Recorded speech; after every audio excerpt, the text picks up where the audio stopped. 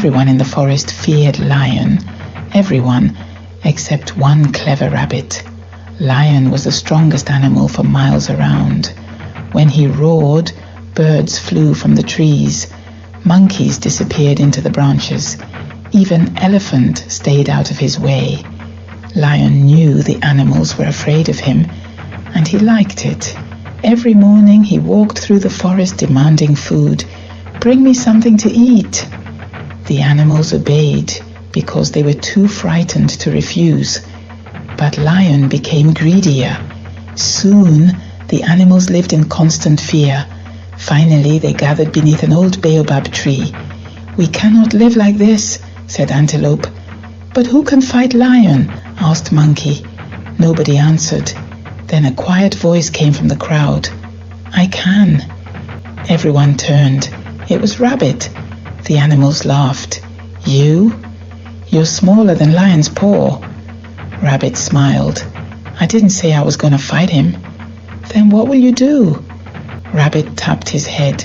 "I'm going to make Lion defeat himself."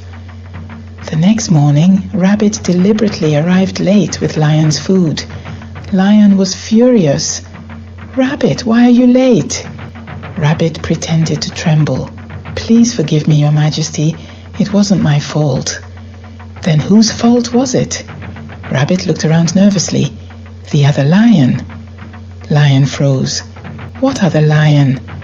"There's another lion in the forest." Lion's eyes widened. "He says that he is the real king." Lion jumped to his feet. "What?" Rabbit nodded. "I told him you were king, but he laughed." "He laughed at me." Rabbit nodded. "He said you were weak." Lion's eyes burned with anger. "And then..." Rabbit stopped. "And then what?" "He said you were afraid to face him." Lion roared. "Take me to this lion." Rabbit shook his head. "Perhaps we should forget about him." "Take me to him." Rabbit sighed.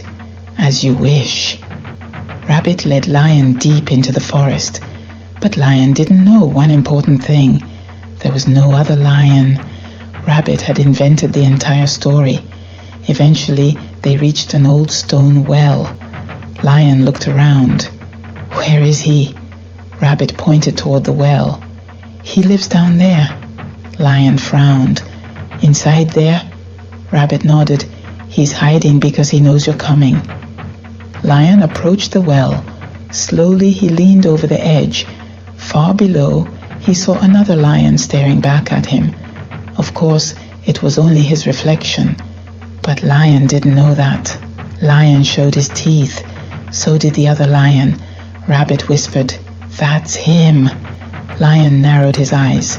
"So you're the one who thinks you're king." His voice traveled down the well. Then the echo returned. "You're king." Lion jumped backward. "He answered me." Rabbit nodded seriously. "I told you he was arrogant." Lion returned to the edge. "Come out and fight." The echo returned. "Come out and fight." Lion couldn't believe it. No animal had ever spoken to him like that. Lion roared into the well. The other lion seemed to roar back. "He is challenging me." Rabbit nodded. "It certainly sounds like it." Lion became furious. He placed his paws on the edge. Rabbit stepped backward. "Be careful, Your Majesty." "I am not afraid." Lion stared at his reflection. Then he roared, "I'll show you who is king." And he jumped straight into the well. Splash! Rabbit rushed to the edge. For a moment, there was silence. Then Lion's head appeared above the water. "Rabbit!" Rabbit looked down. "Yes, Your Majesty?" "Get me out." Rabbit smiled. "But I thought you wanted to fight the other lion." Lion looked around. There was no other lion. Suddenly he understood. "You tricked me." Rabbit laughed. "No, Lion. Your anger tricked you." Rabbit ran back through the forest. When the animals saw him returning alone, they surrounded him. "Where is Lion?" Rabbit pointed toward the well. "He's learning an important lesson." The animals followed Rabbit. They found Lion soaking wet at the bottom of the well. Eventually, they helped him out. But something had changed. For the first time, Mighty Lion had been defeated by an animal much smaller than himself. Rabbit stood before him. "You are the strongest animal in the forest." Lion said nothing. "But strength doesn't give you the right to frighten everyone." Lion looked at the animals around him. For years, they had obeyed because they were afraid. Now he understood. Being feared was not the same as being respected. From that day forward, Lion stopped demanding food. He hunted for himself. And whenever his temper began to rise, he remembered that cold well.